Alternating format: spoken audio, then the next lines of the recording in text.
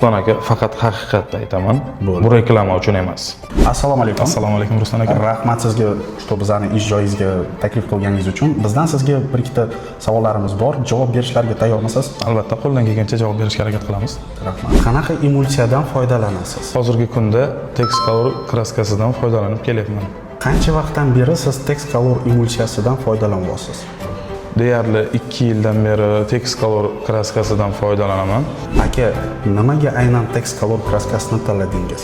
Birinchidan, Wagner apparatda sepganda deyarli umuman changimaydi. Ikkinchidan, devorlarni bo'yash jarayonida bir sloyda yopadi.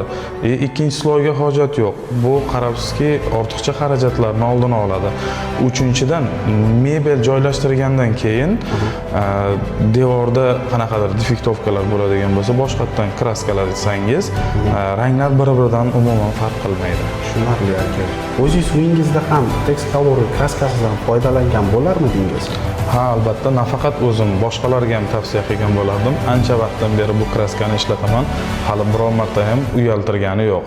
Tushunarli. Sizga katta rahmat. Wagner Center bizni shaxsan o'zimiz shu obyektlarga borib va usta akaga vaqt ajratish uchun katta rahmat. Salomat bo'ling. Rahmat.